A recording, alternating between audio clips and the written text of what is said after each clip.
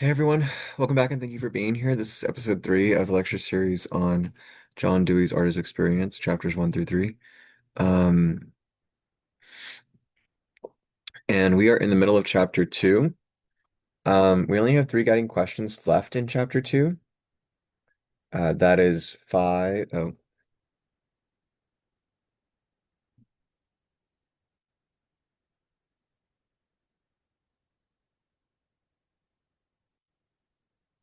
question 5 is how is animism related to aesthetic experience?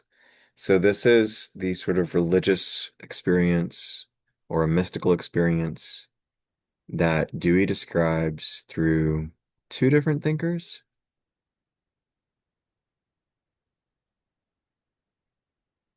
W.H. Hudson and Ralph Waldo Emerson. And I actually mentioned Emerson in the last, in chapter 1 about Emerson's text, Acquaint Thyself Firsthand with Deity, or a speech to Harvard in 1834? 1834? 1838, late. So 95 years, um, 93 years before the lectures that Dewey gave, and 95 years before this book was published. Um, cool. I'd love to include the Divinity School address on the channel at some point in a class. Um, it does constitute part of my world religions, intro to world religions, which is a 1,000 level survey, but I don't have that one online. So I haven't recorded any lectures for it. Still just practicing. And yeah, so it's just about the sort of supernumerary experience of emotion and coherence and divinity of a sort in nature itself, in everyday experience. But Dewey's going to call that aesthetic experience, is all it is.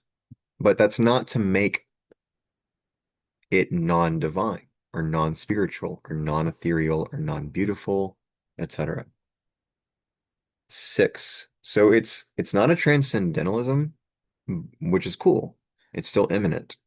Um, Dewey's emphatic that the environment carries the consciousness. It produces the convergence of certain movements and the particularity of the space one is in, what one has been through, produce the particularity of the consciousness, or there at least is no consciousness without the body. He'll say that in about 3 pages, 4 pages.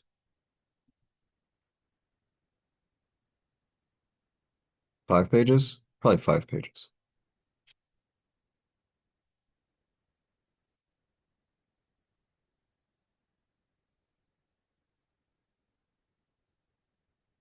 Yeah, 5 pages on page 32. Between that, we also talk about religious pageantry and the effect that the pageantry and the ritual and the aesthetic colors and sounds and glamour and wealthy materials and gold, or maybe none of that stuff. It's still aesthetic pageantry that captures our interest and helps us understand better how what we consider to be convictions and knowingnesses or eidetics or senses of truth or true belief are in fact determined by all sorts of aesthetic things and non-aesthetic things, histories, etc. 6, how does reasoning require deflection and abeyance of objections in favor of intuition and imagination? This will be at the end of chapter 2, and it's really kind of part of the number 7, which is the same question. How does aesthetic perception require acceptance of half knowledge? And like I said before, Dewey's going to use Keats and Shakespeare to explain that one. And we should have plenty of time in this episode. We're still under 5 minutes, jumping in immediately in this one. Um, we should have plenty of time in this episode to get started on chapter 3. But when we do that, I will introduce those questions and remind us of what's going on in that chapter.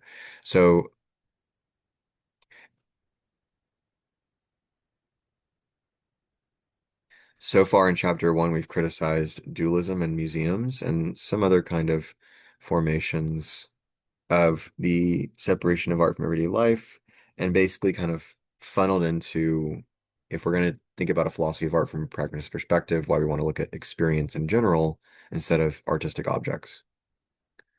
And in the second part of chapter one, we discussed uh, the meaning of the live creature, why it's a good foundation, what it can teach us, and how it articulates or dynamizes between two extremes of unity and multiplicity, or um, those line up with different concepts in different ways. Kind of fluidity is a bit of a unity, and disintegration is a bit of a multiplicity. Consummation is a bit of a unity, um, and multiplicity is obviously a multiplicity.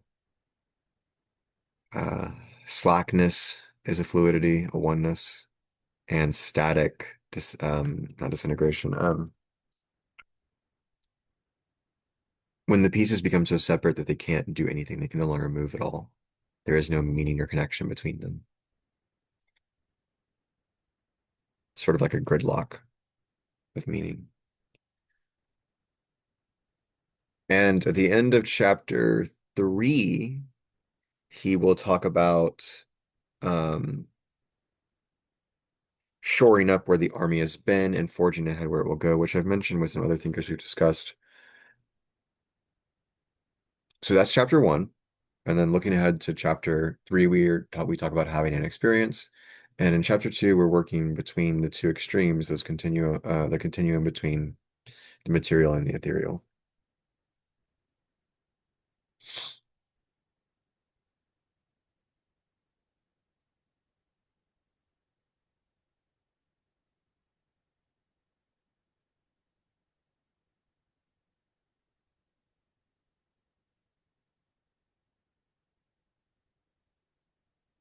Usually, and we'll go over the answers to the guiding questions after we read the passage that it's about. Usually, there is a hostile reaction to a conception of art that connects it with the activities of a live creature in its environment. The hostility to association of fine art with normal processes of living is a pathetic, even a tragic, commentary on life as it is ordinarily lived.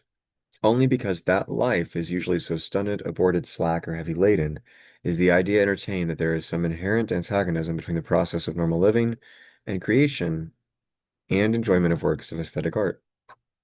After all, even though spiritual and material are separated and set in opposition to one another, there must be conditions through which the ideal is capable of embodiment and realization. And this is all, fundamentally, that, quote, matter signifies. The very currency which the opposition has acquired testifies, therefore, to a widespread operation of forces that convert what might be means of executing liberal ideas into oppressive burdens, and that cause ideals to be loose aspirations in an uncertain and ungrounded atmosphere. A widespread operation of forces that yada yada yada, and that causes ideals to be loose aspirations in an uncertain and ungrounded atmosphere. While art itself is the best proof of the existence of a realized and therefore realizable union of material and ideal, there are general arguments that support the thesis in hand. Wherever continuity is possible, the burden of proof rests upon those who assert opposition and dualism.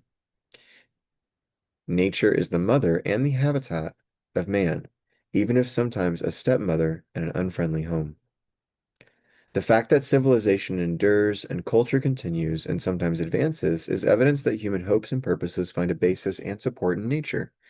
As the developing growth of an individual from embryo to maturity is the result of interaction of organism with surroundings, so culture is the product not of efforts of men put forth in a void or just upon themselves, but of prolonged and cumulative interaction with environment. The depth of the responses stirred by works of art shows their continuity with the operations of this enduring experience. That's one place where we might look for the answer for five, which we already went through. Or sorry, four? No,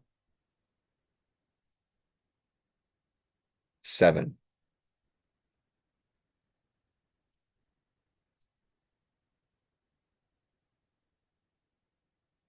which is 4 in the new thing.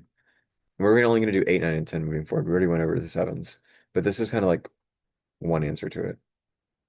The works and the responses they evoke are continuous with the very processes of living, as these are carried to unexpected happy fulfillment. So to kind of prove this, that I think this is where it's coming up.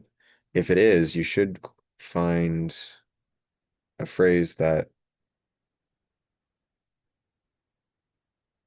primitive relationships. I think this is the phrase Dewey uses in a paragraph or two.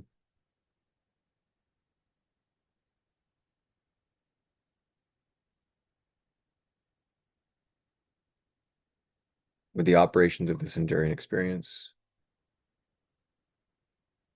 As to absorption of the aesthetic in nature, I cite a case duplicated in some measure in thousands.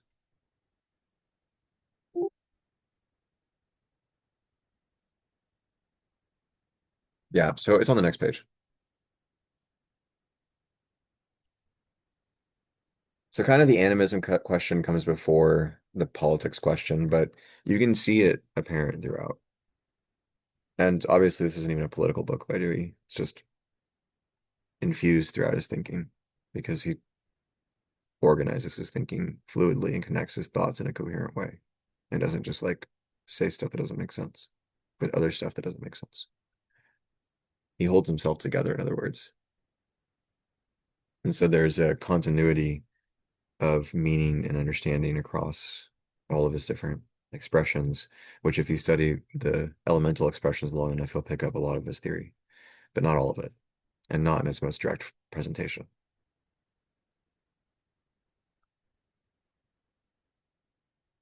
So, question 5, how is animism related to aesthetic experience? As to absorption of the aesthetic in nature, I cite a case duplicated in some measure in thousands of persons, but notable because expressed by an artist of the first order, W.H. Hudson. Quote, I feel when I am out of sight of living, growing grass, and out of the sound of birds' voices, and all rural sounds, that I am not properly alive. He goes on to say, when I hear people say that they have not found the world and life so agreeable and interesting as to be in love with it, or that they look with equanimity to its end, I am apt to think that they have never been properly alive, nor seen with clear vision the world they think so meanly of, or anything in it, not even a blade of grass. The mystic aspect of acute aesthetic surrender that renders it so akin as an experience to what religionists term ecstatic communion.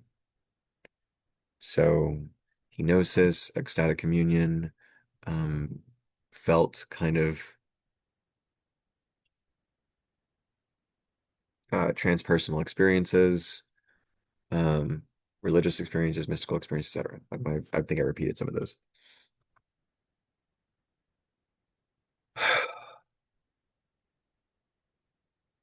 Is recalled by Hudson from his boyhood life. He is speaking of the effect the sight of acacia trees had upon him. The loose, quote, the loose feathery foliage on moonlight nights had a peculiar hoary, it might be hoary, it's Hory, and it means like shimmering or silvery, grayish or whitish, especially from age, very old, ancient. Okay, so old and gray.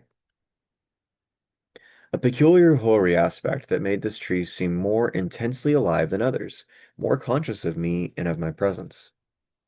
Similar to a feeling a person would have if visited by a supernatural being, if he was perfectly convinced that it was there in his presence, albeit silent and unseen, intently regarding him and divining every thought in his mind.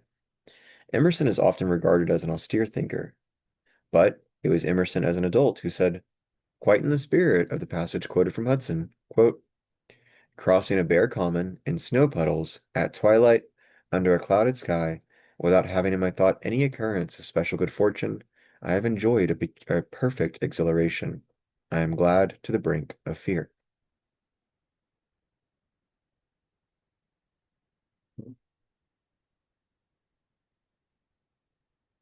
Sorry, I was just checking on things. Um,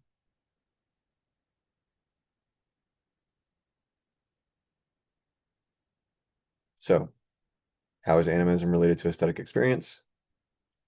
Animism, i.e., spirits slash gods animating, pervading the material world, speaks to uncanny and untimely experiences where the aesthetic is not properly understood and does not transparently disclose or reveal itself.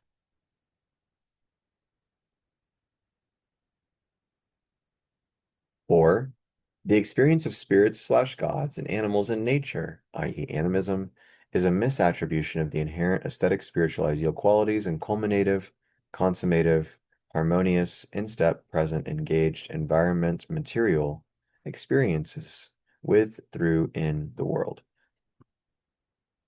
Or in a different section where I recorded it or I wrote it down, uh, how is animism related to aesthetic experience? The belief that spirits animate matter, i.e., animism, is a fundamental misattribution of aesthetic experience as a fluid hyper-awareness of the present.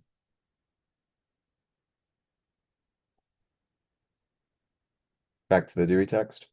I do not see any way of accounting for the multiplicity of experiences of this kind, something of the same quality being found in every spontaneous and uncoerced aesthetic response, except on the basis that there are stirred into activity resonances of dispositions acquired in primitive relationships of the living being to its surroundings and irrecoverable and distinct or intellectual consciousness. So this is also our answer to, like I said before, the question of how um, the common ground proven by art can justify and ground democracy as well. Experiences of the sort mentioned take us to a further consideration that testifies to natural continuity. There is no limit to the capacity of immediate sensuous experience to absorb into itself meanings and values, right? So there we also see an answer to the question before, how does emotional sense and direct experience produce but also absorb intellectual linguistic symbolism? So it produces it by refining it, but absorbs it um, immediately as sensuous experience, as meaning into itself as meanings and values that in and of themselves, that is in the abstract, would be designated ideal and spiritual. The animistic strain of religious experience, embodied in Hudson's memory of his childhood days, is an instance on one level of experience, and the poetical in whatever medium is always a close kin of the animistic. And if we turn to an art that in many ways is at the other pole, architecture, we learn how ideas, wrought out at first perhaps in highly technical thought, like that of mathematics, are capable of direct incorporation in sensuous form. This is another answer to what I was just talking about. Incorporation, absorption of sense, and the production of it as well, and language. The sensible surface of things is never merely a surface. One can discriminate rock from flimsy tissue paper by the surface alone. So completely have the resistances of touch and the solidities due to stresses of the entire muscular system been embodied in vision. The process does not stop with incarnation of other sensory qualities that give depth of meaning to surface. Nothing that a man has ever reached by the highest flight of thought or penetrated by any probing insight is inherently such that it may not become the heart and core of sense. Let me say that again. Nothing that a human has ever reached by the highest flight of thought or penetrated by any probing insight is inherently such that it may not become the heart and core of sense. They are in a continuum. The same word, quote, symbol, is used to designate expressions of abstract thought, as in mathematics, and also such things as a flag, crucifix, that embody deep social value and the meaning of historic faith and theological creed. Another example of how language is wrapped up in objects and matter and perception. Incense, stained glass, the chiming of unseen bells, embroidered robes accompany the approach to what is regarded as divine. The connection of the origin of many arts with primitive rituals becomes more evident with every excursion of the anthropologist into the past. Only those who are so far removed from the earlier experiences as to miss their sense will conclude that rites and ceremonies were merely technical devices for securing rain, suns, crops, success in battle. Of course, they had this magical intent, but they were enduringly enacted, we may be sure, in spite of all practical failures, because they were immediate enhancements of the experience of living. Myths were something other than intellectualist essays of primitive man in society, or in science. Uneasiness before any unfamiliar fact doubtless played its part, but delight in the story and the growth and rendition of a good yarn played its dominant part then as it does in the growth of popular mythologies today. Not only does the direct sense element and emotion as a mode of sense tend to absorb all ideational matter, that's one way of saying emotion being a mode of sense means that it is a valence on perception. It is one aspect of being whole perception. Tend to absorb uh, all ideational matter, which is again another way of answering 30. But apart from special discipline enforced by physical apparatus, it subdues and digests all that is merely intellectual. The introduction of the supernatural into belief, and this is also why the dialectic is so often lost to doctrine, and why so often the conversation or the religious experience gets put into a solving name.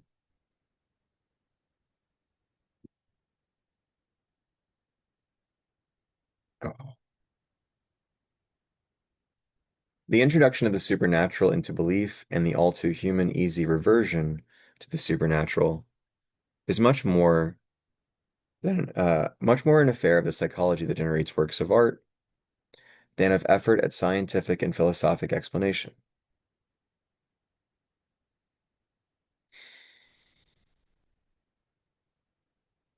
It intensifies emotional thrill and punctuates the interest that belongs to all breaks in familiar routine.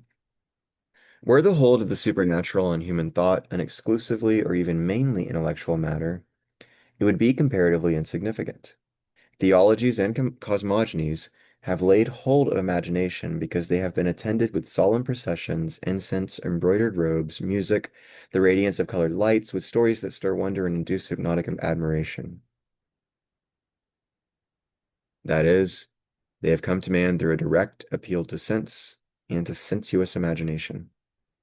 Most religions have identified their sacraments with the highest reaches of art, and the most authoritative beliefs have been clothed or clothed in a garb of pomp and pageantry that gives immediate delight to eye and ear, and that evokes massive emotions of suspense, wonder, and awe.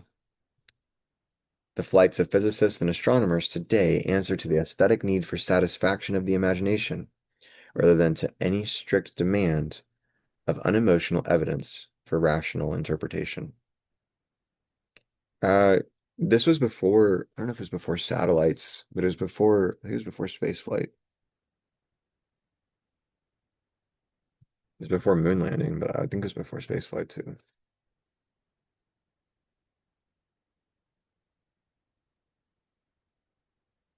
Henry Adams made it clear that the theology of the Middle Ages is a construction of the same intent as that which wrought the cathedrals. In general, this Middle Age, popularly deemed to express the acme of Christian faith in the Western world, is a demonstration of the power of sense to absorb the most highly spiritualized ideas.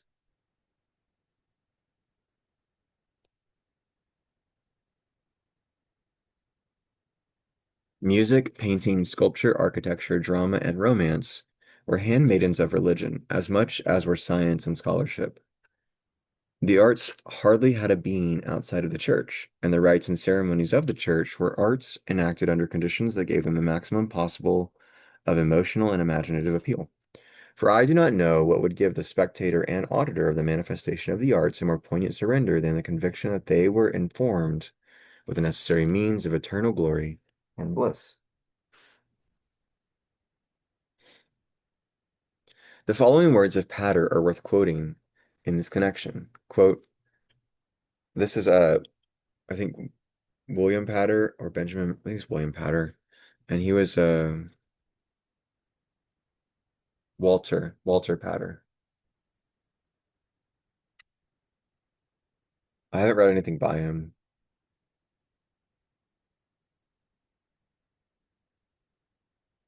in the late 19th century, um, 30 to 80 years before Dewey.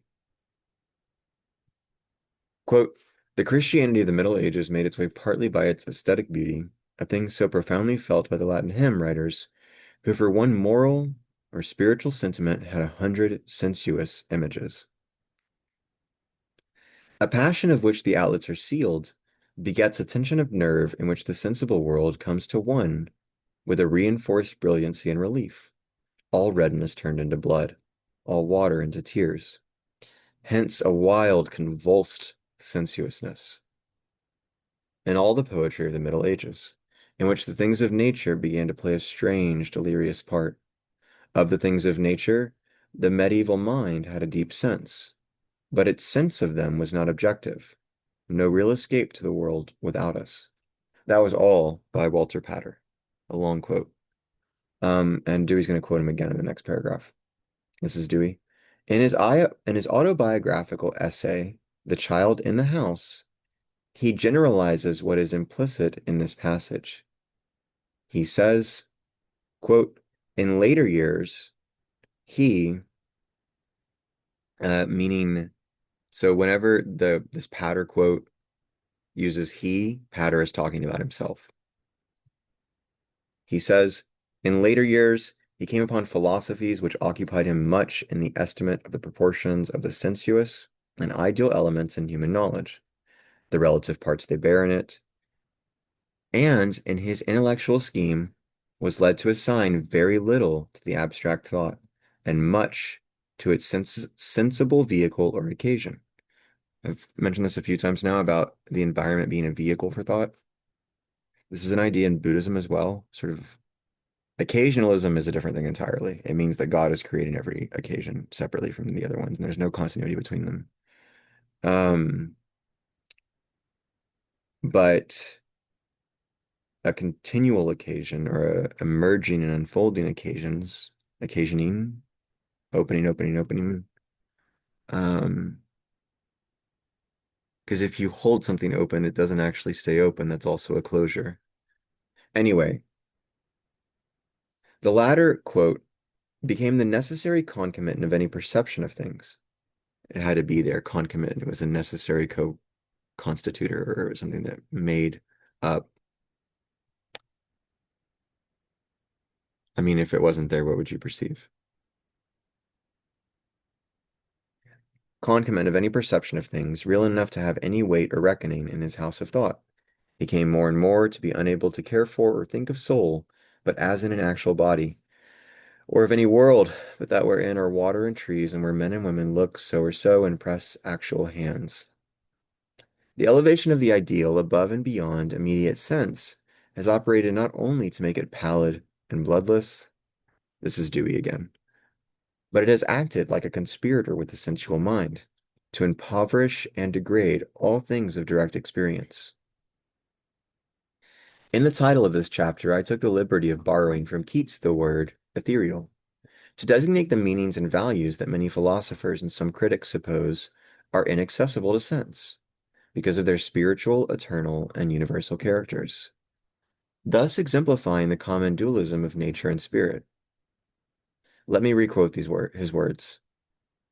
The artist may look, quote, upon the sun, the moon, the stars, and the earth and its contents as material to form greater things, that is, ethereal things, greater things than the Creator himself made. In making this use of Keats, I had also in mind the fact that he identified the attitude of the artist with that of the live creature, and did so not merely in the implicit tenor of his poetry, but in reflection expressed the idea explicitly in words. As he wrote in a letter to his brother, quote, the greater part, and this is John Keats now, the greater part of men make their way with the same instinctiveness, the same unwandering eye from their purposes as the hawk. The hawk wants a mate, so does the man. Look at them both. They set about and procure one in the same manner. They both want a nest, and they both set about it in the same manner. They get their food in the same manner.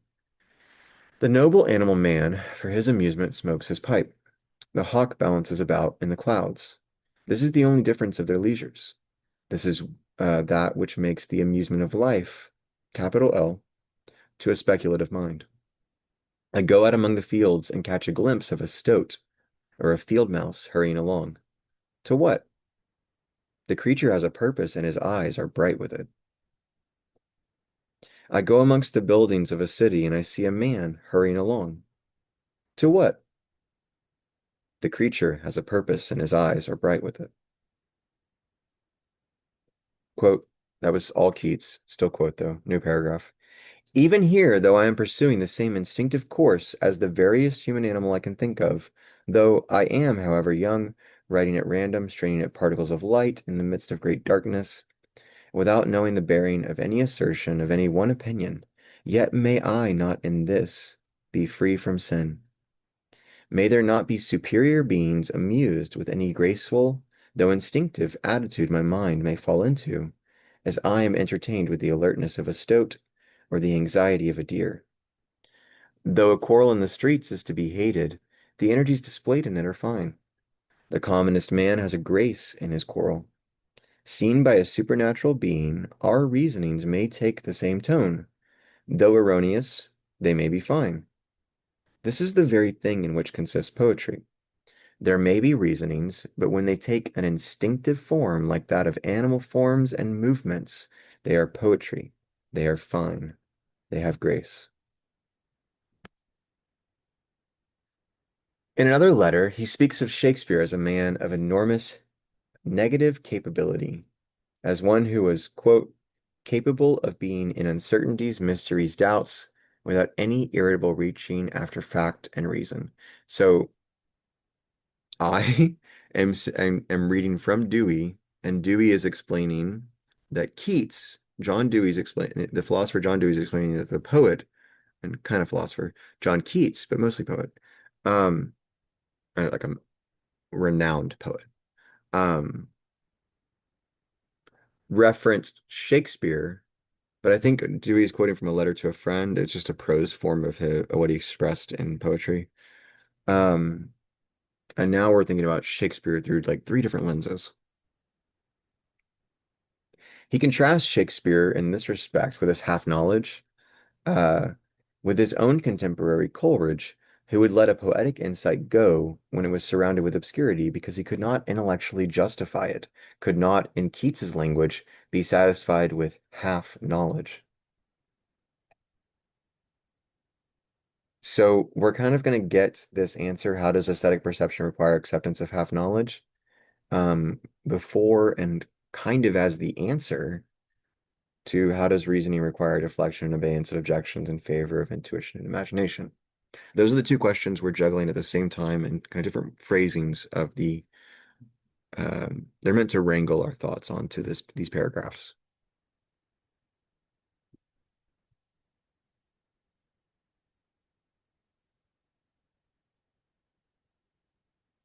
I think the same idea is contained in what he says in a letter to Bailey, that he, quote, never yet has been able to perceive how anything can be known for truth by consecutive reasoning. Can it be that even the greatest philosopher ever arrived at his goal without putting aside numerous objections? So, called these deflection and abeyance, putting aside the objections, deflecting the objections, putting them in abeyance. Asking, in effect, does not the reasoner have also to trust to his intuitions, to what come upon him in his immediate sensuous and emotional experiences, even against objections that reflection presents to him?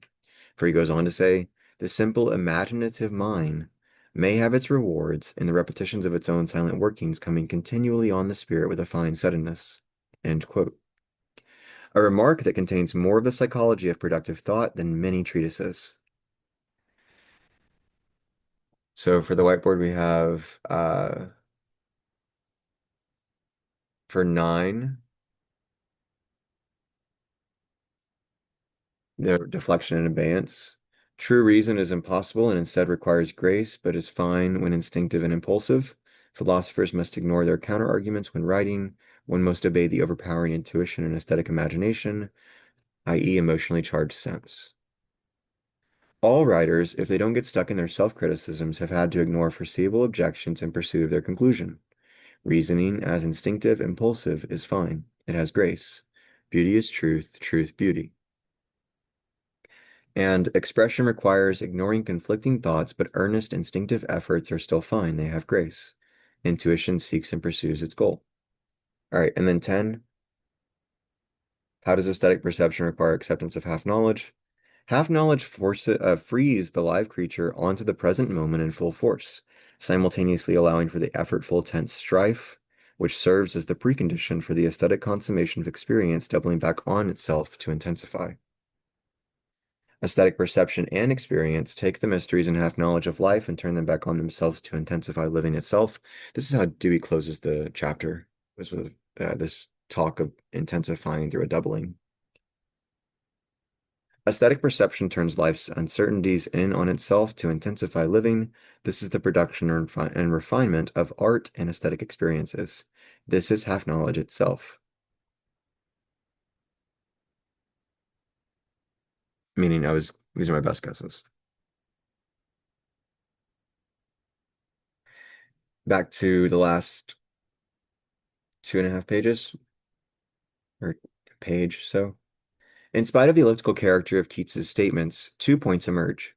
One of them is his conviction that reasonings have an origin like that of the movements of a wild creature toward its goal, and they may become spontaneous, instinctive, and when they become instinctive, are sensuous and immediate, poetic. This is all Dewey again, not Keats, not Shakespeare, not my answers, just Dewey.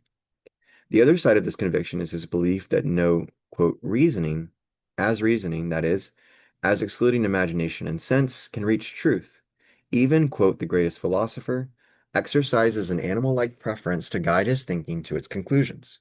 He selects and puts aside as his imaginative sentiments move. Quote, reason, at its height, cannot attain complete grasp and a self-contained assurance. It must fall back upon imagination, upon the embodiment of ideas in emotionally charged sense. There has been much dispute as to what Keats meant in his famous lines, quote, beauty is truth, truth beauty, that is all ye know on earth and all ye need know, end quote. And what he meant in the cognate prose statement, quote, what imagination seizes as beauty must be truth, end quote. Much of the dispute is carried on in ignorance of the particular tradition in which Keats wrote and which gave the term truth its meaning. This is a pragmatist conception of truth as goodness. In this tradition, truth never signifies correctness of intellectual statements about things, or truth as its meaning is now influenced by science.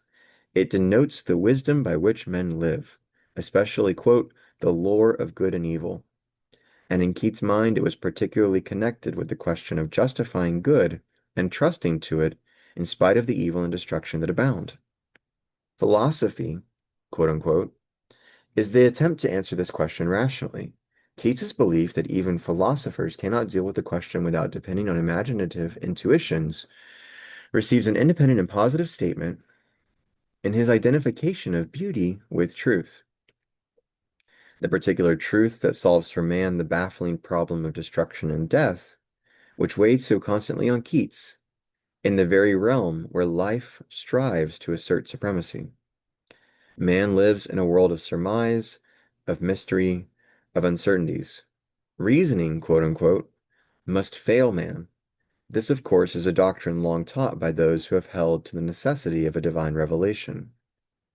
But Keats did not accept this supplement and substitute for reason.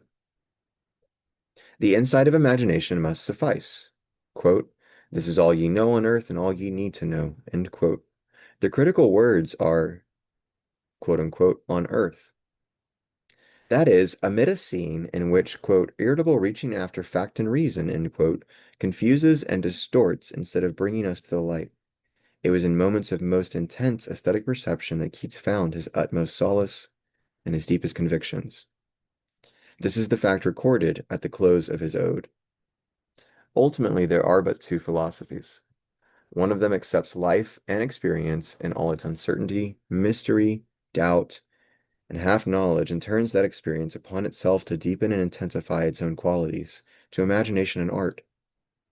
This is the philosophy of Shakespeare and Keats.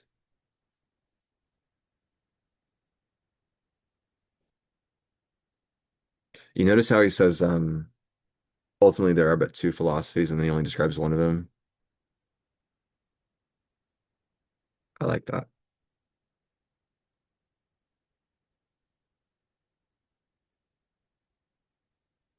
That was the end of chapter two. She will answer all the questions for it.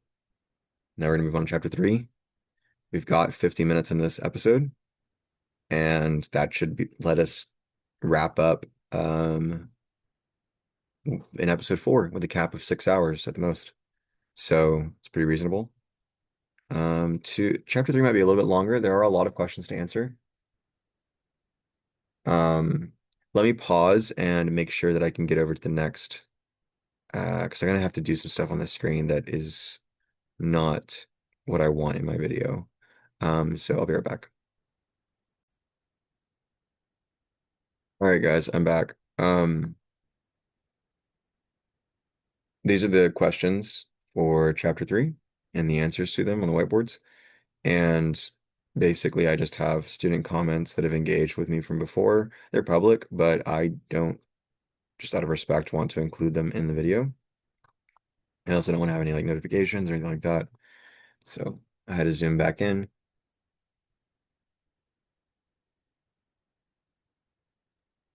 May have to go get water.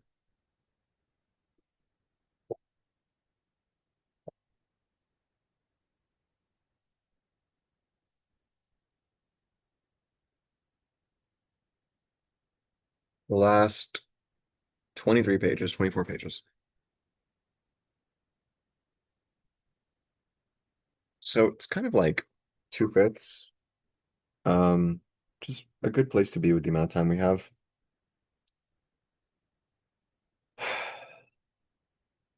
Our questions for this chapter are: how is an experience different from inchoate experience?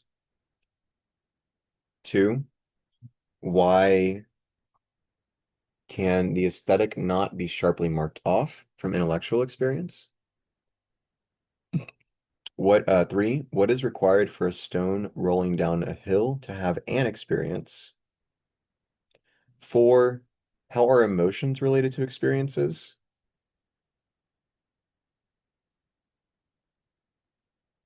Um,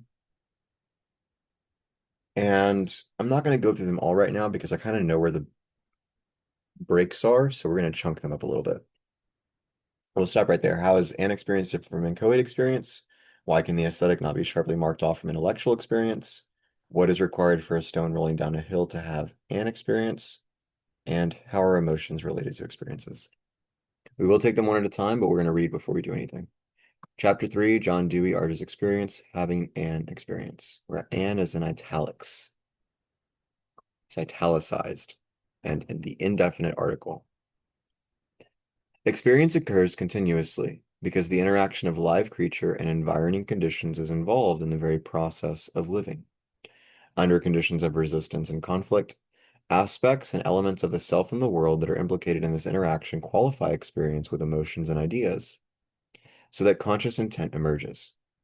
Oftentimes, however, the experience had is inchoate or rudimentary and unorganized. Things are experienced, but not in such a way that they are composed into an experience. There is distraction and dispersion.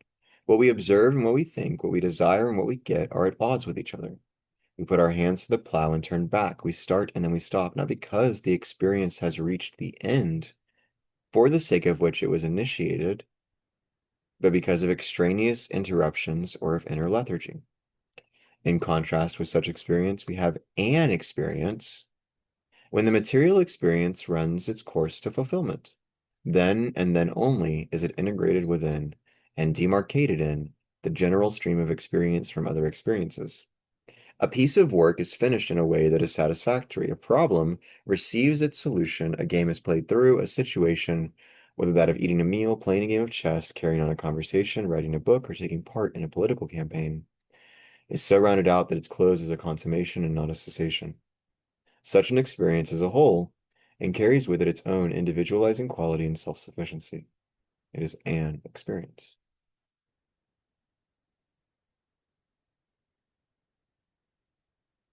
So some whiteboard notes. There's visuals here if you can see them. Hopefully you can.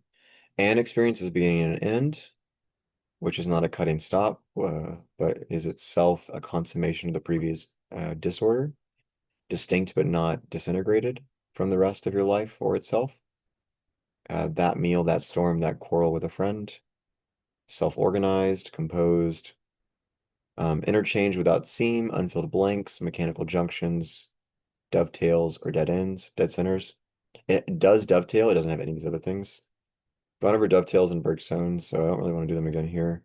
You should look them up. They're a woodworking thing where there are no tools required, but it's a specific sort of multi-dimensional interlocking that puts it into place and keeps it sturdy. Flows freely, involves satisfaction and tension. Unrepeated quality pervading it throughout. Has you can have like nested experiences. A chapter is an experience or an act or a scene or a drama, but one class might be an experience and a different class might be an experience, and all the classes in the same subject, same course across a semester would be another level of that same an experience or different an experience.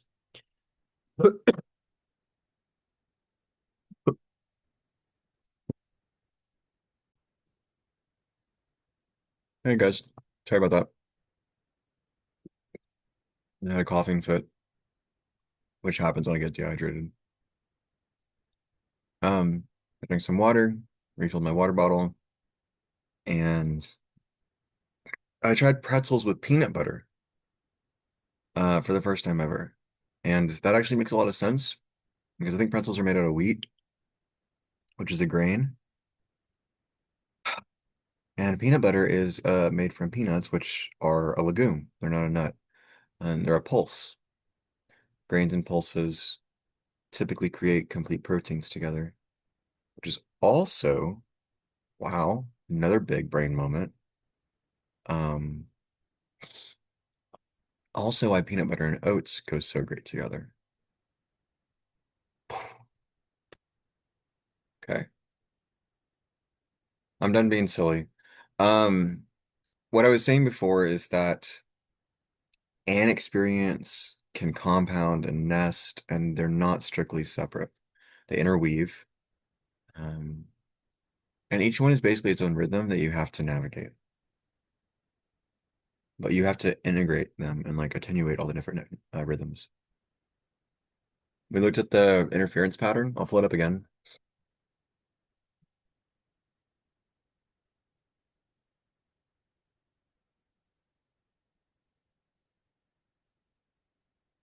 Different ways of creating composite functions and um, conceptualizing like a multidimensional zonal system of forces and rhythms. And not just zonal, like in a physical space, but social too, and historical and conflict laden.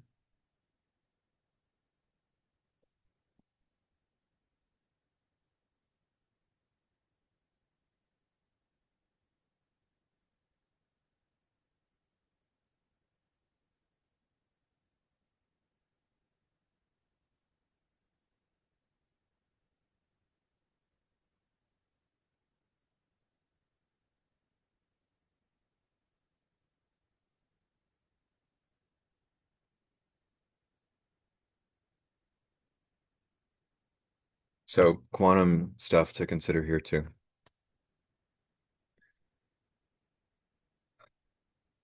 Okay.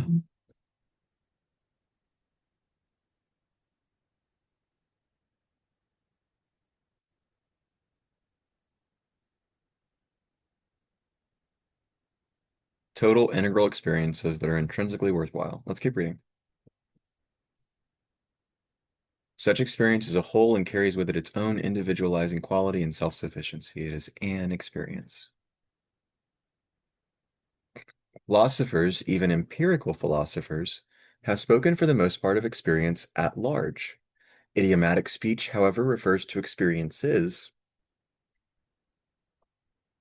each of which is singular, having its own beginning and end. For life is no uniform, uninterrupted march or flow. It is a thing of histories, each with its own plot, its own inception and movement toward its close, each having its own particular rhythmic movement, each with its own unrepeated quality pervading it throughout. A flight of stairs, mechanical as it is, proceeds by individualized steps, not by undifferentiated progression, and an inclined plane is at least marked off from other things by abrupt discreteness. Experience in this vital sense is defined by those situations and episodes that we spontaneously refer to as being, quote, real experiences. Those things of which we say in recalling them, that was an experience. It may have been something of tremendous importance, a quarrel with one who was once an intimate, a catastrophe finally averted by a hair's breadth. Or it may have been something that in comparison was slight, and which perhaps because of its very slightness illustrates all the better what it is to be an experience. There is that meal in a Paris restaurant of which one says that was an experience. It stands out as an enduring memorial, I was going to say memento, memorial of what food may be.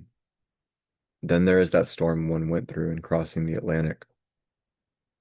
The storm that seemed, in its fury, as it was experienced, to sum up in itself all that a storm can be, complete in itself, standing out because marked out from what went before and what came after. In such experiences, every successive part flows freely, without seam and without unfilled blanks, into what ensues. At the same time, there is no sacrifice of the self-identity of the parts. A river, as distinct from a pond, flows, but its flow gives a definiteness and interest to its successive portions greater than exist in the homogeneous portions of a pond. In an experience, flow is from something to something. As one part leads into another, and as one part carries on what went before, each gains distinctness in itself. The enduring whole is diversified by successive phases that are emphases of its varied colors. And he'll come back to explain kind of how, or jump off of that and say again that the artist must find a way to create a unifying aesthetic experience across the entire work that simultaneously diversifies and complicates as it develops so that it maintains build the building of the aesthetic attention, but also just the aesthetic attention, the impulse of it.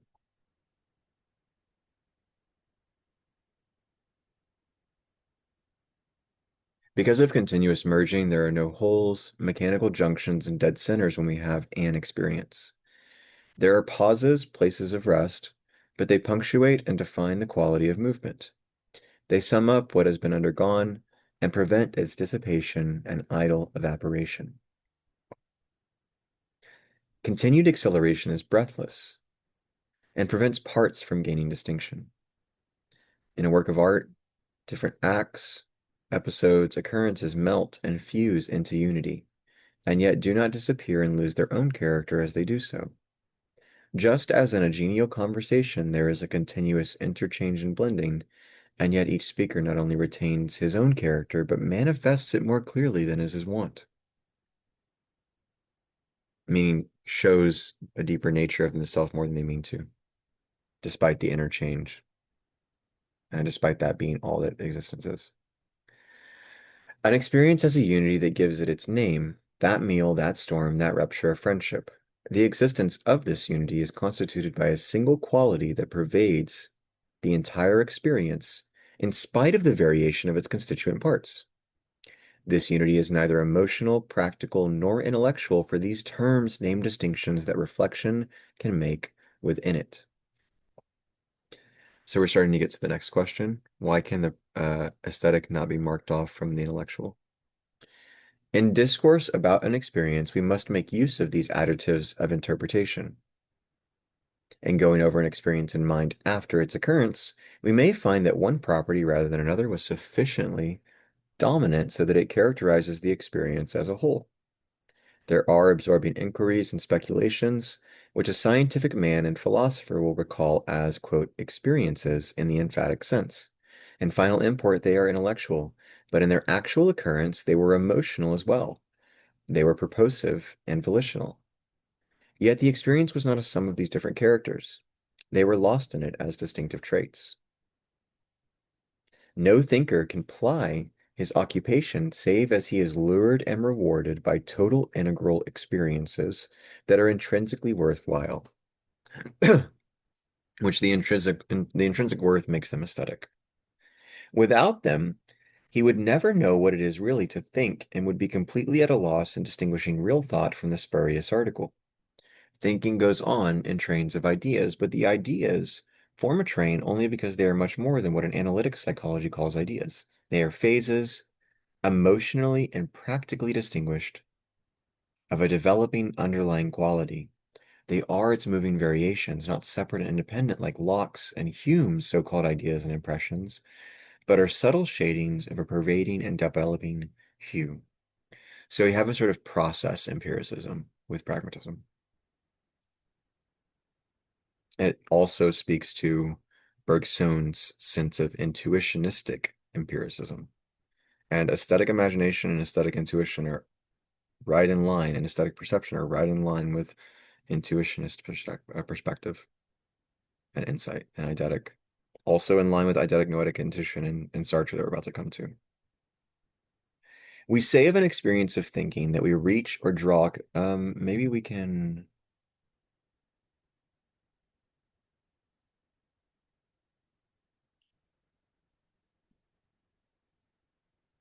So let's look at some more answers to one, just to kind of cement it. How is an experience different from inchoate experience?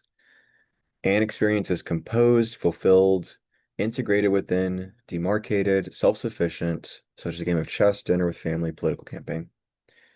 Um, some important points are experience at large versus specific experiences, its own beginning and end, each with its own unrepeated quality pervading it throughout. Real experiences that was an experience, that meal, that storm, memorial of what food may be, summed up all that a storm can be, flows freely without seam, without unfilled blanks, no dead centers. There's really no need for us to go through all of them over and over again, but they're there on the thing if you need to. Um, like this one in particular just has a lot of repetition. In some multi-class answers, I give meaningfully different dimensions of the answer, or we come to meaningfully different dimensions of the answer just through discussion. Why can the aesthetic not be sharply marked off from intellectual experience? Both involve engagement, perspectival interpretation, and personal value to yourself. A conclusion is the consummation of a movement, not a separate thing, it's interwoven. And without aesthetic fulfillment, thinking is inconclusive. Aesthetic fulfillment is the very coherence of thinking.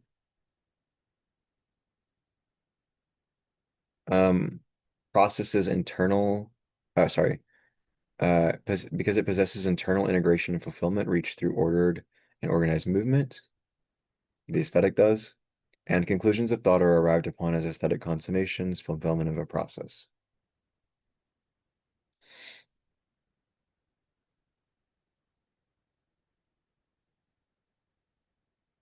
The conclusions of intellectual experience are fulfillments of an experience which is itself aesthetic consummation.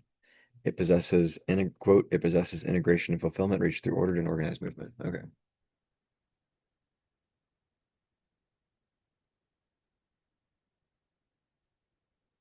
So yeah, we'll see a lot of that in this next paragraph. We say of an experience of thinking that we reach or draw a conclusion. Theoretical formulation of the process is often made in such terms as to conceal effectually the similarity of conclusion to the consummating phase of every developing integral experience. These formulations apparently take their cue from the separate propositions that are premises and the proposition that is to the conclusion as they appear on the printed page.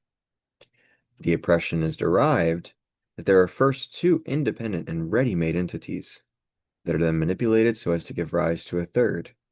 But in fact, in an experience of thinking, premises emerge only as a conclusion becomes manifest. The experience, like that of watching a storm reach its height and gradually subside, is one of continuous movement of subject matters. Like the ocean in the storm, there are a series of waves, suggestions reaching out and being broken in a clash, or being carried onwards by a cooperative wave. If a conclusion is reached, it is that of a movement of anticipation and accumulation, one that finally comes to completion. A quote, conclusion is no separate and independent thing. It is the consummation of a movement. And the premises only arise in relation to the perceived conclusion at the same time of their relation, of their perceived relation, at the same time of perceiving their relation. Hence, an experience of thinking has its own aesthetic quality. It differs from those experiences that are acknowledged to be aesthetic, but only in its materials. The material of the fine arts consists of qualities, that of experience, so like colors, sounds, senses, whatever. That of experience having intellectual conclusion are signs or symbols having no intrinsic quality of their own, but standing for things that may in another experience be qualitatively experienced. So here we kind of actually see something like the semiotic symbolic distinction, where semiotic is the felt content of experience and symbols are forms referring back to the felt content. The difference is enormous. It is one reason why the strictly intellectual art will never be popular as music is popular. Nevertheless, the experience itself has a satisfying emotional quality because it possesses internal integration and fulfillment, reached through ordered and organized movement. This artistic structure may be immediately felt, insofar it is aesthetic. What is even more important is that not only is this quality a significant motive in undertaking intellectual inquiry and in keeping it honest, but that no intellectual activity is an integral event, is an experience unless it is rounded out with this quality. Without it, thinking is inconclusive.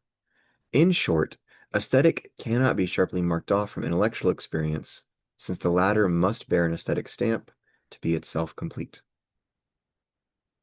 So why can the aesthetic not be sharply marked off from intellectual experience? Because the latter must bear an aesthetic stamp to be itself complete. What does that mean?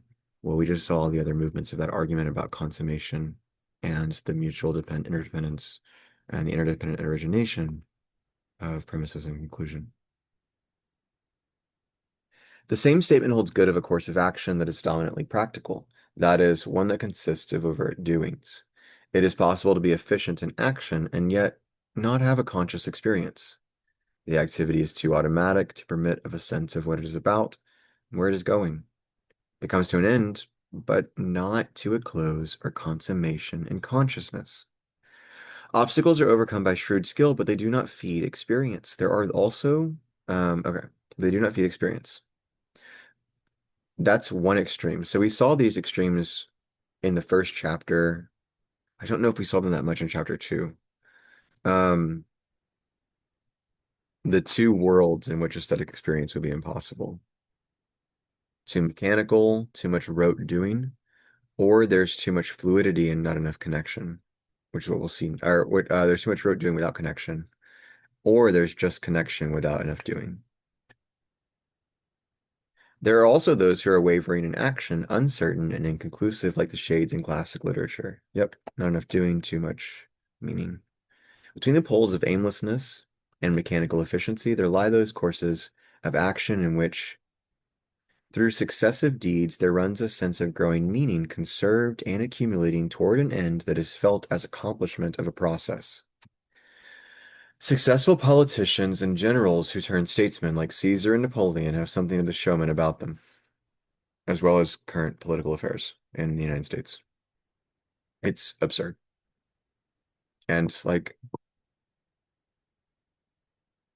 not really respectable. I wish we could do better than just be reliant on aesthetic tomfoolery because it's like not even good aesthetics. Good aesthetics would be moral aesthetics and like the freedom to create cool things, whatever. This of itself is not art, but it is, I think, a sign that interest is not exclusively, perhaps not mainly, held by the result taken by itself, as it is in the case of mere efficiency, but by it as the outcome of a process. There is interest in completing an experience. The experience may be one that is harmful to the world and its consummation undesirable. I was just discussing this, and so is Dewey. But it has aesthetic quality. And then we'll talk about this is where we talk about Aristotle and the mean.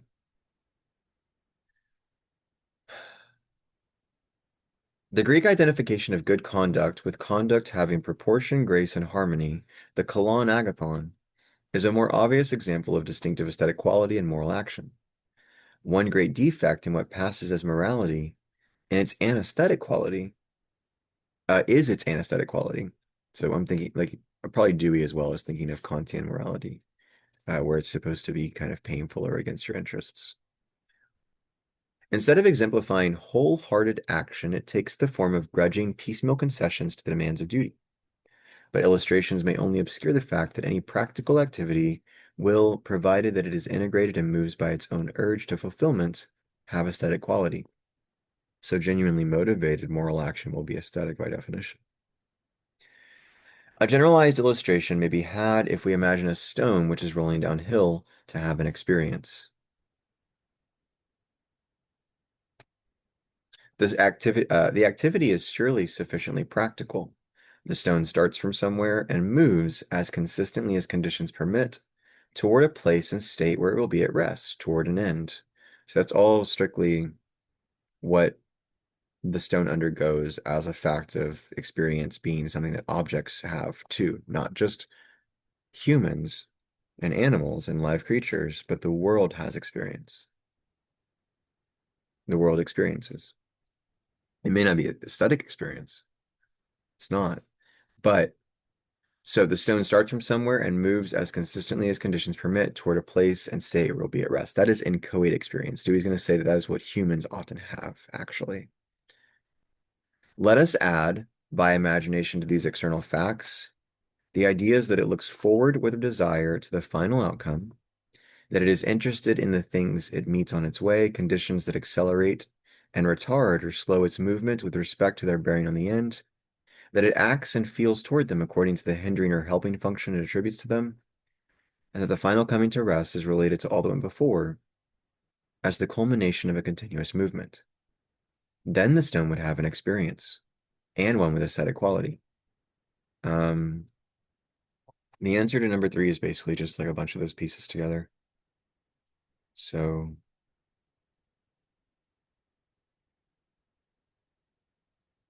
moves as consistently as conditions permit, experiences gravity, undergoes forces. That's everything, including humans.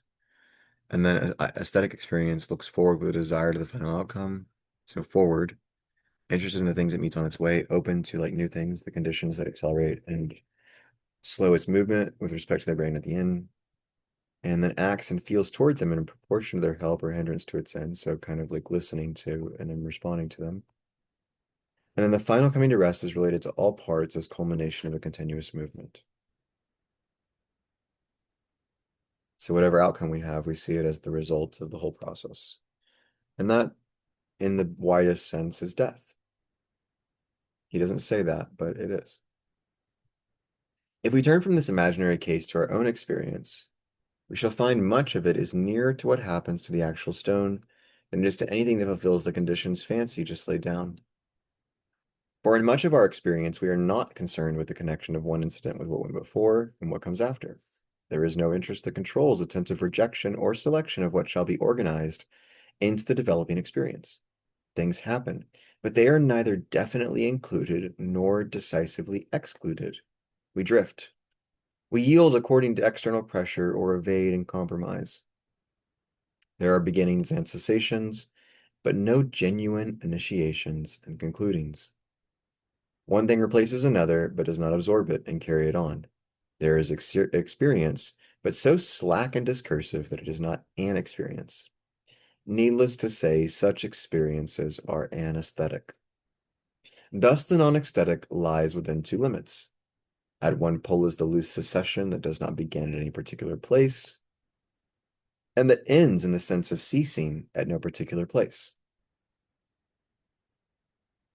At the other pole is a rest, constriction, proceeding from parts having only a mechanical connection with one another. There exists so much of one and the other of these two kinds of experience that unconsciously they kind of be taken as norms of all experience. Then when the aesthetic appears, it so sharply contrasts with the picture that has been formed of experience that it is impossible to combine its special qualities with the features of the picture, and because of that, the aesthetic is given an outside place and status.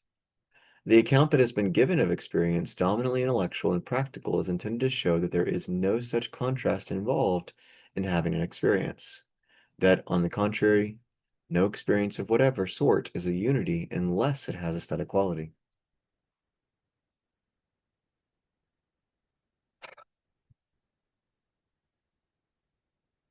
Forgot that I made a study guide for this.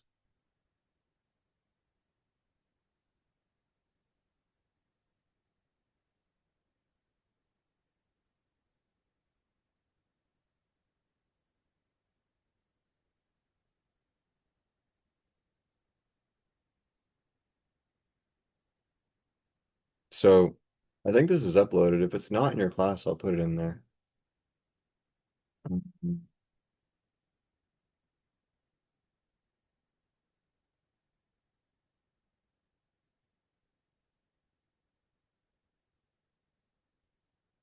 But this is just the transcription of the whiteboard answers.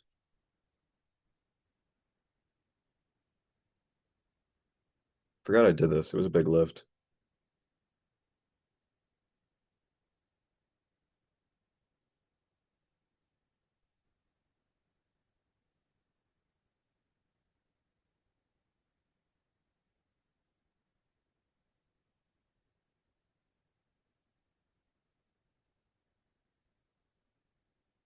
We'll use this um, for the rest.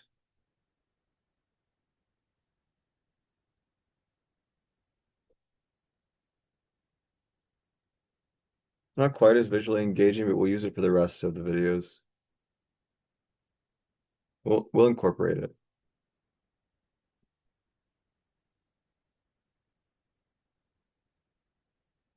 The enemies of the aesthetic are neither the practical nor the intellectual. They are the humdrum, slackness of loose ends, submission to convention and practice, and intellectual procedure. Rigid abstinence, coerced submission, tightness on one side, and dissipation, incoherence, and aimless indulgence on the other are deviations in opposite directions from the unity of an experience. Some such considerations perhaps induced Aristotle to invoke the mean proportional as the proper designation of what is distinctive of both virtue and the aesthetic. So I mentioned this earlier. I got the place wrong, but he was formally correct. Mean and proportion are, however, not self-explanatory, nor to be taken over in a prior mathematical sense, but are properties belonging to an experience that has a developing movement toward its own consummation. So for Aristotle, they're not a prior mathematical sense. Uh, Aristotle says the mean relative to us, and Dewey just kind of makes more explicit that the mean relative to us is a constantly emerging and developing and changing mean. And when we attend to it as a developing process, we can have aesthetic experience and aesthetic gratification more consistently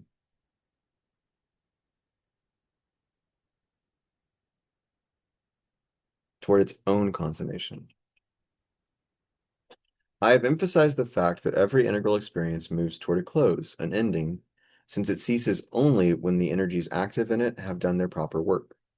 This closure of a circuit of energy is the opposite of arrest, of stasis. Maturation and fixation are polar opposites. Struggle and conflict may be themselves enjoyed, although they are painful, when they are experienced as means of developing an experience.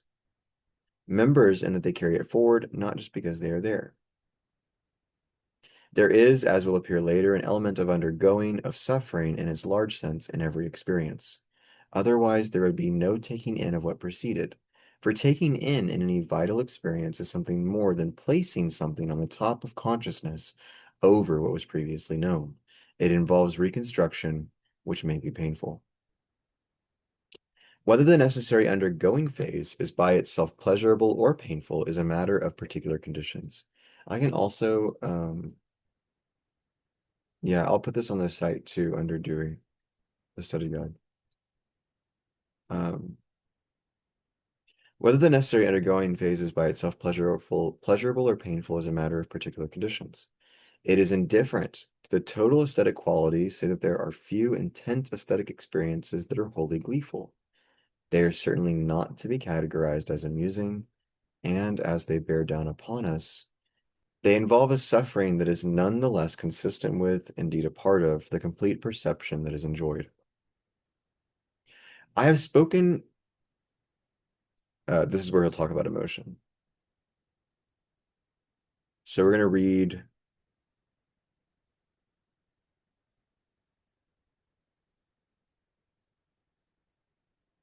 the next 3 pages, and then we'll look at the guiding question right there. Or the next 2 pages, then we'll look at the guiding question, we'll read the interview, and then there's a section break that will probably be the appropriate time to end the episode. And then we'll start the next episode with the common patterns of experience doing and undergoing, which form question 5. And then we just have 5 through 14 for the next episode. But let's get there. And we have the study guide to help us too. Right, like the study guide compiles all the different whiteboards. That's why one of the reasons I made it is so that we could bring together, um, minimize the overlap where I repeated myself in the class.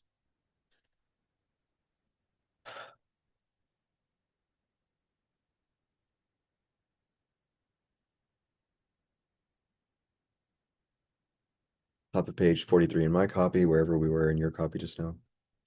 I have spoken of the aesthetic quality that rounds out an experience into completeness and unity as emotional. Sartre will also talk about the finality of emotion as a completeness or a roundedness. So keep that in mind. And Dewey's idea of emotion is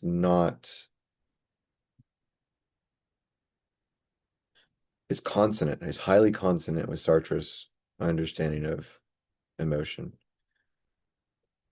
For Dewey, the world is affective and emotional as a vehicle of sense. And for Jean-Paul Sartre, the affectivity of phenomenology reveals the affective structure of the world itself. All right. I've spoken of the aesthetic quality that rounds out an experience into completeness and unity as emotional. But like Sartre will use that roundedness to argue against other positions completely. Like he says it's why the unconscious doesn't make sense. Anyway, the reference may cause difficulty. We are given to thinking of emotions as things as simple and compact as are the words by which we name them.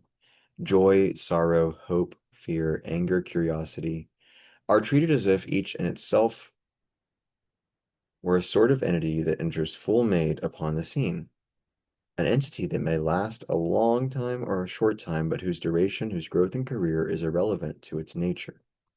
In fact, emotions are qualities when they are significant of a complex experience that moves and changes.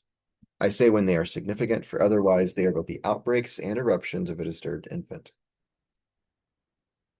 All emotions are qualifications of a drama, and they change as the drama develops. Persons are sometimes said to fall in love at first sight. What they fall into is not a thing of that instant. What would love be were it compressed into a moment in which there is no room for cherishing and for solicitude? The intimate nature of emotion is manifested in the experience of one watching a play on the stage or reading a novel. It attends the development of a plot, and a plot requires a stage, a space wherein to develop and time in which to unfold. Experience is emotional, but there are no separate things called emotions in it. By the same token, emotions are attached to events and objects in their movement. They are not, save in pathological instances, private, and even an objectless emotion demands something beyond itself to which to attach itself, and thus it soon generates a delusion in lack of something real. Emotion belongs of a certainty to the self, but it belongs to the self that is concerned in the movement of events toward an issue that is desired or disliked. We jump instantaneously when we are scared, as we blush on the instant when we are ashamed. He's going to say these aren't emotions, though. But fright and shamed modesty are not, in this case, emotional states. Of themselves, they are but automatic reflexes.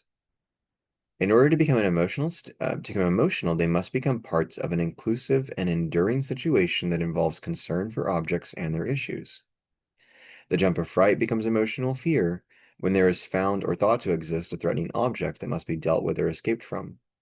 The blush becomes the emotion of shame when a person connects in thought an action he has performed with an unfavorable reaction to himself of some other person. Physical things from far ends of the earth are physically transported and physically caused to act and react upon one another in the construction of a new object. This is the paragraph where he explains that emotion is the unifying force which makes every perception coherent. Any and every perception is coherent insofar as it's unified by a singular emotion, a felt coherence. The miracle of mind is that something similar takes place in experience without physical transport and assembling. Emotion is the moving and cementing force. It selects what is congruous. So congruousness becomes the defining factor of aesthetic epistemology. So long as it is congruous, you can have a singular felt quality that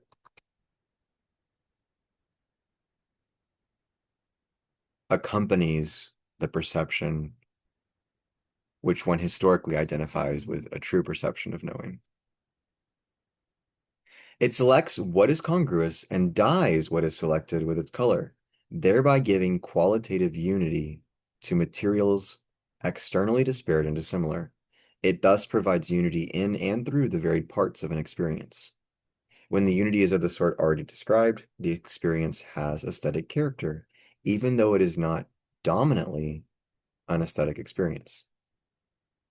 All right. Um, how are emotions related to experiences?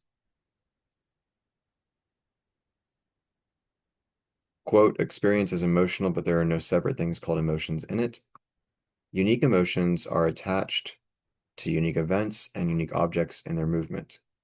Emotion is the moving and cementing force of the miracle of mind that provides unity in and through the varied parts of experience, not simple, compact, or discrete. Emotions are the felt quality carried by the vehicle of unique occasions and events, different emotions from different qualitative feelings, from different environmental interchanges and experiences.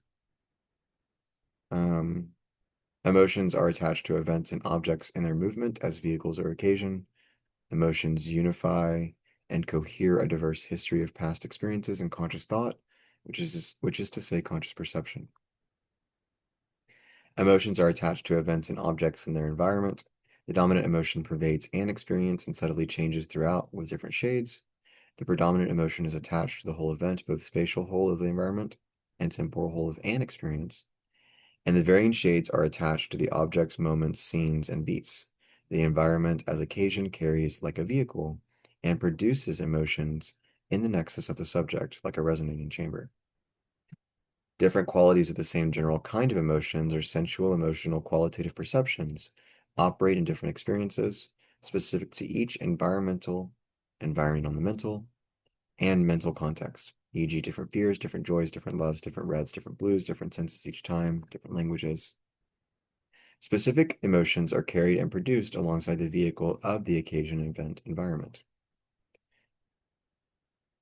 Quote, emotion is the moving and cementing force of the miracle of mind, selecting what is congruous and dyeing, painting, staining, coloring, or tinging what is selected, thereby giving qualitative unity of materials externally disparate and similar in and through the varied parts of an experience. I know there's a lot of repetition there, but in this last bit, we'll read this interview paragraph and we'll end this section and this lecture video. Two men meet.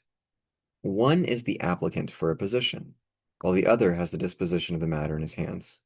The interview may be mechanical, consisting of set questions, the replies to which perfunctorily settle the matter. There is no experience in which the two men meet, nothing that is not a repetition, by way of acceptance or dismissal, of something which has happened a score of times. The situation is disposed of as if it were an exercise in bookkeeping. But an interplay may take place in which a new experience develops. Where should we look for an account of such an experience? not to ledger entries, nor yet to a treatise on economics or sociology or personnel psychology, but to drama or fiction. Its nature and import can be expressed only by art, because there is a unity of experience that can be expressed only as an experience, as a developing experience. The experience is a material fraught with suspense and moving toward its own consummation through a connected series of varied incidents. The primary emotions on the part of the applicant may be at the beginning hope or despair, and elation or disappointment at the close. These emotions qualify the experience as a unity, but as the interview proceeds, secondary emotions are evolved as variations of the primary underlying one. It is even possible for each attitude and gesture, each sentence, almost every word, to produce more than a fluctuation in the intensity of the basic emotion to produce, that is, a change of shade and tint in its quality. The employer sees by means of his own emotional reactions the character of the one applying. He projects him imaginatively into the work to be done and judges his fitness by the way in which the elements of the scene assemble and either clash or fit together. The presence and behavior of the applicant either harmonize with his own attitudes and desires, or they conflict and jar. Such factors as these, inherently aesthetic in quality, are the forces that carry the varied elements of the interview to a decisive issue, or conclusion, or answer, or determination, or decision.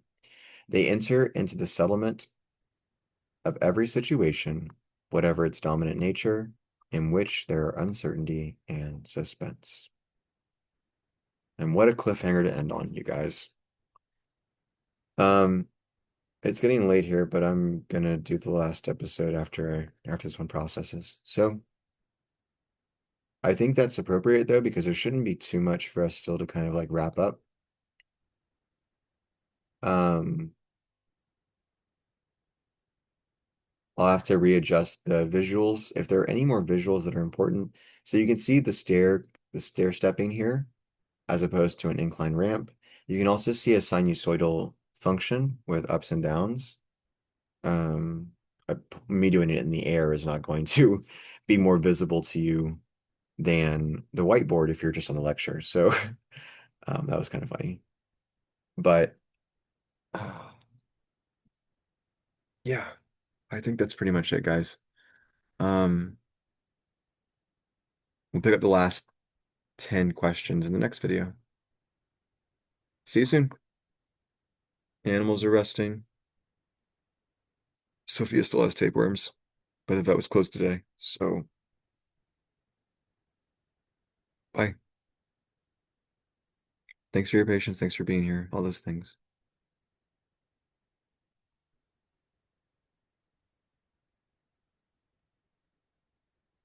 I pressed the button. It didn't click. Am I forgetting anything?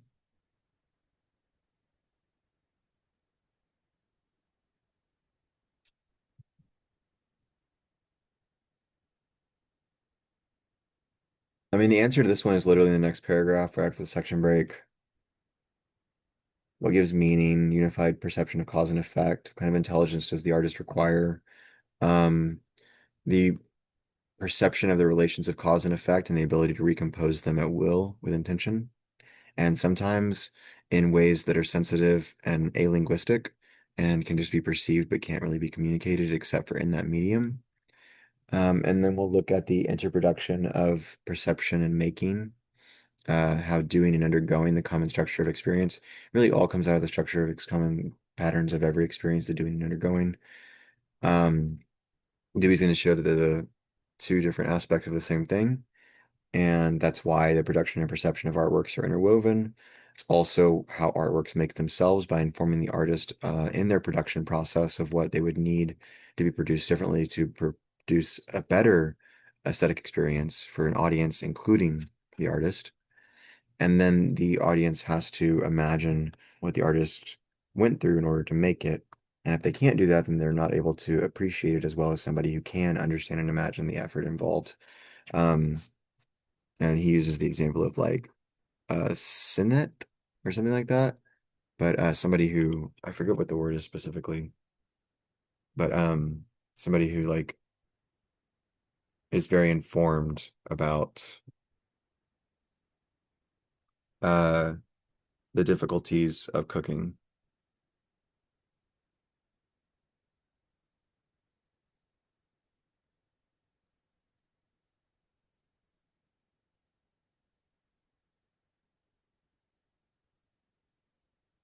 Even the pleasures of the palate are different in quality to an epicure than in one who merely likes. So epicure was the word.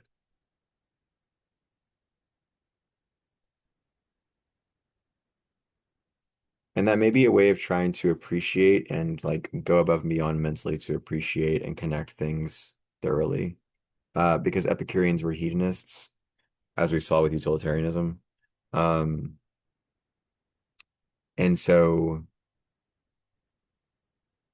it's not just like quantity, but also finding the social and moral dimensions of augmenting the felt and perceived quality and value of things. So, and that's all aesthetic for Dewey as well. How do emotions permeate their material occasions? Let's cover this one. It comes up again, but since we talked about emotions already, let's cover it now.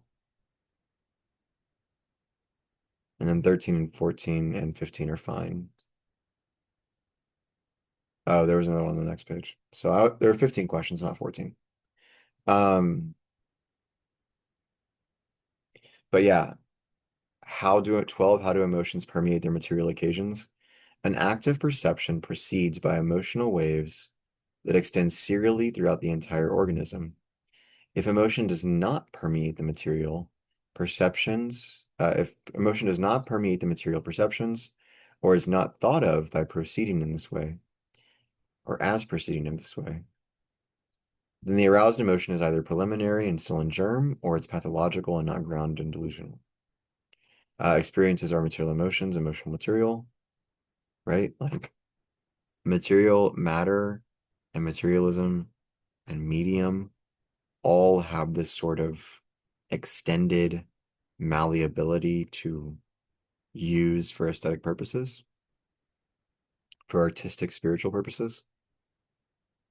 Superimposed permeation, but also all of those things produce consciousness and produce the experience. Superimposed permeation, pathological, versus grounded perception of emotion. So like it's pathological when it doesn't come from somewhere and you try to like you're using recognition to reduce the world to whatever emotion you're expecting to force onto it, versus a grounded perception of emotion, um, where the present perception redirects action, knowing, vision, feeling, emotion, and quality. And in the superimposed permeation, you reduce a present environment to previously felt, predetermined emotion. All right. That should set us up well to finish everything in the next video. So thank you guys for hanging in there. Thank you for your patience. I'm sure whenever you heard it the last time, you saw like 5 minutes left in it, you're like, ah. I'll see you guys soon. Bye.